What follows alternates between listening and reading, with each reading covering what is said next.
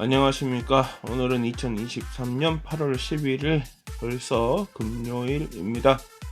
공유 부탁드리고 구독도 부탁드립니다. 호주 중국 간 무역 장벽이 점차 해소되고 있는 가운데 중국이 호주로의 단체 관광을 허용하기로 하였습니다.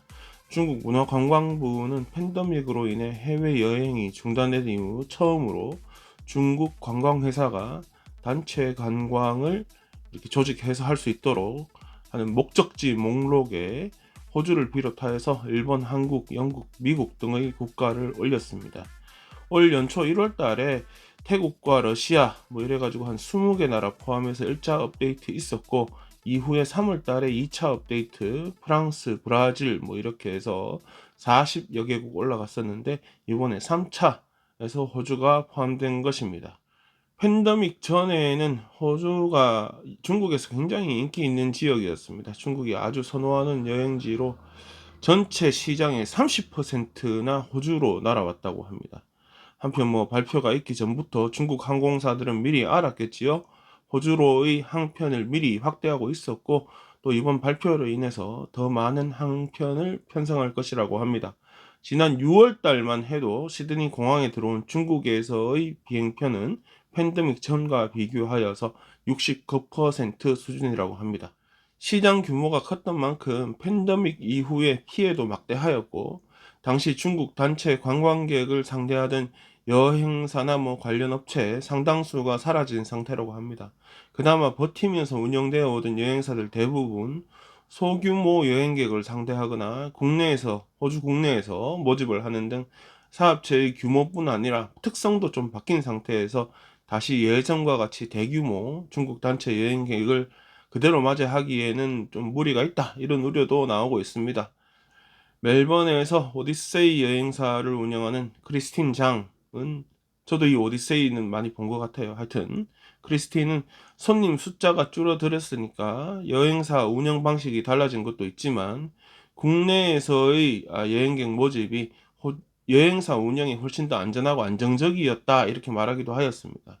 단체 관광객이 몰려오니까 이제 버스도 준비하고 해야 되는데, 그 전에 일자리를 다 떠나버린 버스 기사를 다시 한꺼번에 그렇게 데리고 오는 것도 쉽지 않을 뿐더러, 또 버스 하나 몇 대 사야 될 거 아닙니까?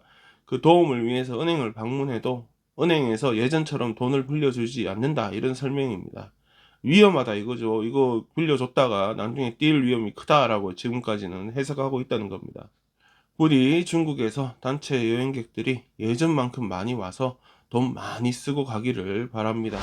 작년 11월에 시장에 나왔던 단디농에 있는 더 루나 드라이브인 시네마, 그 자동차 몰고 들어가서 영화 보는 드라이브인 극장, 이 완전히 사라졌습니다. 이제 어제 틱톡으로 공유되었던 영상 중에 버크레인이 현장으로 들어가서 설치되어 있던 대형 스크린 하나를 이렇게 무너뜨리는 장면이 나오기도 했습니다. 한때 호주에서 가장 큰 드라이브인 극장으로 알려졌던 이 루나 드라이브인 시네마, 그냥 달극장이라고 하죠.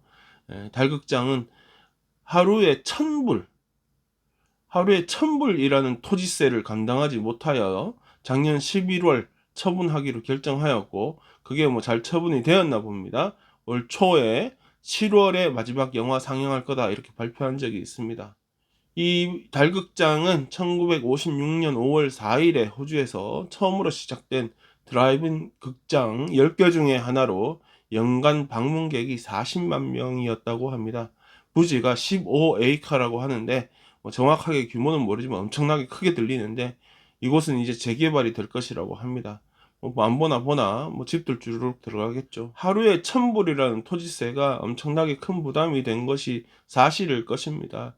제가 좀 이해가 안 되는 거는, 이런 오래된 시설 같은 경우는 나중에 또 100년을 남겨뒀을 때 후손들도 충분히 즐길 수 있는 시설이면서도 또 역사를 간직한 시설이 될 수 있는 곳입니다.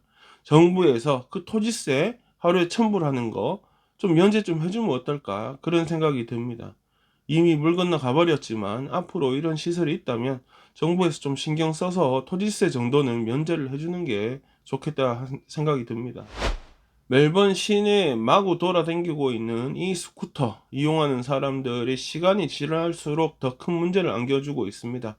정부는 점점 더 위험해지는 이 상황에서 시범 운영을 확대하기도 하였었고, 또 개인 스쿠터까지 합법화 시켜주면서 법을 정비하였고, 뭐 지들은 정비했다 이거지. 단속을 강화하겠다. 지들은 뭐 단속한다고 하는데 단속하는 거 본 적 없다 이거지. 하여튼 뭐 그런 발표도 하였습니다.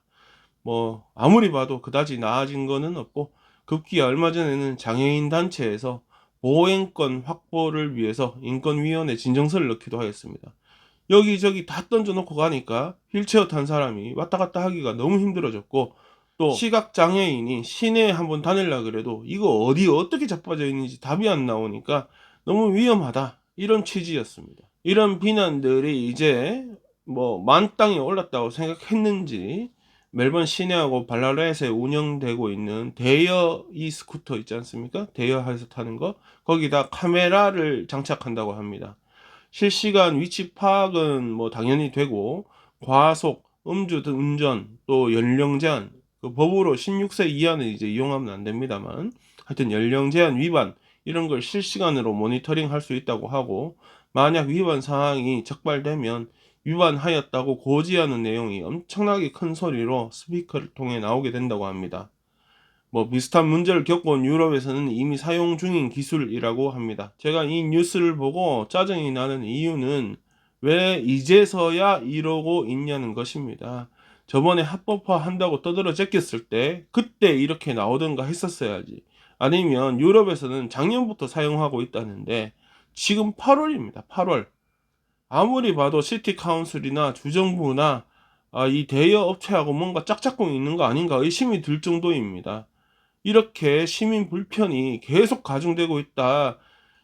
항의가 빗발쳐가지고 넘어가서야 이런 정도의 조치를 취하는 것을 보면 진짜 답답하기 그지없습니다. 그나저나 이번 조치도 저는 진짜 마음에 안 듭니다.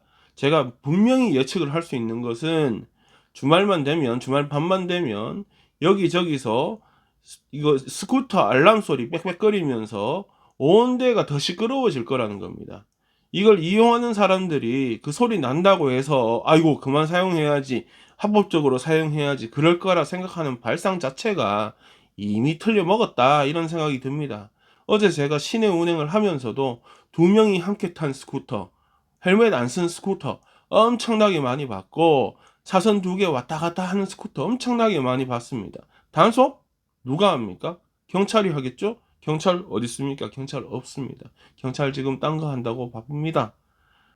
그러면 어떻게 할 것이냐? 제가 생각하기에는 단속을 정확하게 못할 거면 일단 사용 중지시키는 것이 맞다, 뭐 그런 생각입니다. 제가 매일 시내 주행을 하다 보니까 이 스쿠터에 대해서는 좀 감정이 좀 많이 상해 있는 것이 사실입니다. 한두 번 사람 죽일 뻔한 게 아니라서 제가 너무너무 민감하게 생각하는 사안이기도 합니다.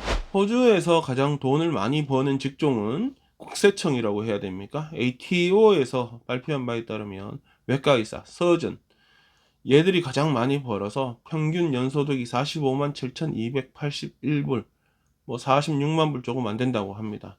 그러면 저 좀 많이 버는 쪽 말고 제일 적게 버는 쪽은 어디일까요? 야후 파이낸스가 ATO에 자료 요청하여서 이렇게 정리를 해봤나 봅니다. 이게 표로 이렇게 보시면 뭐 되겠지만, 최대한 제가 한국말로 직종을 바꿔서 한번 얘기해 보겠습니다. 뭐 당연히 오류는 있을 거니까 이해해 주시기 바랍니다. 자, 여성의 경우 케어월카, 뭐 요양보호사 뭐 이 정도 됩니까? 12,780불. 분명히 뭐 파타임이나 뭐 이렇게 되겠죠. 그죠? 그 다음이 전단 배달부 16,500불, 그리고 즉석식품 조리사 19,400불. 지금 이렇게 보니까 무슨 애들 직종까지 다 이렇게 평균적으로 계산해야 되니까 포함된 것 같습니다. 그 다음이 연기자, 댄서 이런 연예인 직종 21,000불이 조금 넘고, 블랙스미스, 여자분들이 블랙스미스를 한다는 것도 신기하지만, 블랙스미스를 하니까 남자들 블랙스미스보다는 훨씬 적게 버는 건 이건 뭐 어쩔 수 없다고 봐야 되겠다. 하여튼 21,000불이 조금 넘습니다. 여기도.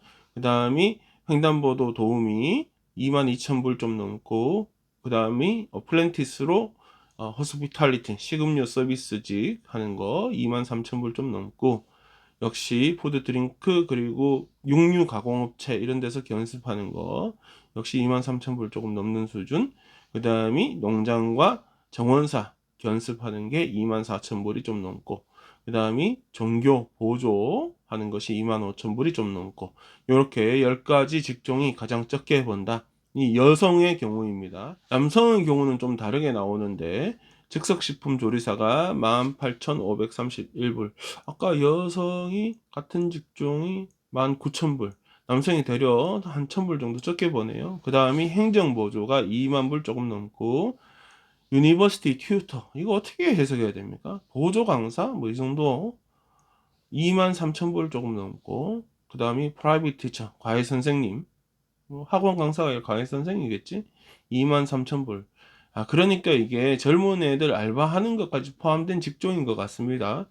그 다음이 연기자, 댄서 뭐 이런 거 하는 분들 23,000불 좀 넘고, 스포츠 레크레이션 쪽 견습 여기도 24,000이 조금 안 되네요. 그 다음 심판, 뭐 풋볼 할 때, 클럽 대항전 할 때 심판이 항상 있으니까 24,000불 조금 넘고, 그 다음 디시워셔, 설거지 주방 보조하는 거죠. 25,000 조금 넘고, 그 다음 횡단보도 도우미가 25,000 역시 좀 넘고, 모델을 하면 25,000 조금 넘고, 모델이 25,576불 연간소득이. 그래서 제가 모델을 안 하는 거죠. 여튼 금액을 봐서는 풀타임이건 파타임이건 캐주얼이건 하여튼 연간소득으로 ATO에 신고되는 금액을 그대로 평균으로 나눈 것으로 보입니다. 정확도는 떨어지겠지만 뭐 그냥 참고로 볼만하긴 하다, 뭐 그렇게 생각이 듭니다. 어찌됐건 여성의 직종 중에 12,780불 기록해서 가장 적은 직종으로 분류되었던 요양보호사 직종이 남성에게서는 26,980불 기록하였답니다. 2배가 넘는 거죠. 그래서 성별 격차가 꽤 크다. 이건 단순히 뭐 성별 격차라서 돈을 더 많이 벌었다, 더 적게 벌었다기보다는 뭐 제가 봐서는 파타임이다 아니다, 뭐 근무 시간이 어떻다 저떻다, 여기서 격차를 보이는 경우도 있다, 이런 생각이 듭니다. 전담 배달부 같은 경우도 여성은 16,561불인 반면에 남성의 경우는 2배까지는 안 되지만 그래도 10,000불 이상, 10,000불 정도 차이 나서 25,628불 기록하기도 하였습니다. 그러면서 또 가장 많이 벌어들이는 직종도 한번 봤습니다. 여기는 남녀 구분 딱히 없습니다. 아까와 마찬가지로 한국어 해석은 제가 직접 한 거라서 오류가 당연히 있습니다. 참고하시고요. 연간 소득이 가장 큰 직종은 외과 의사, 서전 457,281불. 그리고 두 번째가 마취과 의사 426,000불 정도. 그 다음이 금융딜러 341,000불. 그리고 인터널 메디슨 스페셜리스트, 이거는 제가 네이버나 뭐 이런 거 검색을 해봤는데 안 나와요. 그래서 위키피디아 검색을 해봤더니 영연방 국가에 주로 채택하고 있는 제도라고 합니다. 한국말로 굳이 해석을 해봤는데 의약품 전문의 뭐 이 정도 해석이 됩니다. 역시 334,000. 그리고 정신과 의사가 27만 불, 기타 분야 의사가 25만 불 조금 넘고. 그러니까 의사들이 주로 돈을 많이 버는 건 사실이네요. 그 다음이 광산기술자 20만 조금 안 되게. 그 다음이 법조인들 역시 20만 조금 안 되는 수준, 19만 3,300불 정도. 그 다음에 CEO나 매니징 디렉터, 그러니까 전문 경영인들이 17만 7,000불. 이거 그러면 누군가는 공짜로 일해주나 보다. 그 다음이 파이낸셜 인베스트먼트 어드바이스, 그러니까 뭐 재무 투자 고문 하는 사람들이 17만 불 조금 안 되게. 역시 보니까 뭐 의사들이 돈을 제일 많이 벌어가는 것 같습니다. 그리고 저는 그것이 정당하다고도 생각합니다. 사람의 목숨을 직접적으로 살려내는 의사, 뭐 그 사람들이야 당연히 돈을 많이 받아야지요. 그러면서 그런 생각이 들었습니다. 제가 딸이 있는데 의사 사위 보려면 호주에서도 열쇠 몇 개는 준비해야 하나? 한국에 좀 그런 거 있지 않습니까? 뭐 아파트 열쇠니 뭐 열쇠니 해가지고 열쇠 뭐 몇 개 있어야 된다 그러던데 호주도 그런가? 뭐 그런 생각도 잠깐 해봤습니다. 물론 뭐 제 딸들은 다들 너무 이뻐서 뭐 남자친구가 이미 다 있긴 합니다. 네, 오늘 준비한 소식은 여기까지입니다. 즐거운 주말 되십시오. 공유 꼭 부탁드립니다. 그리고 다음 주에 다시 뵙겠습니다.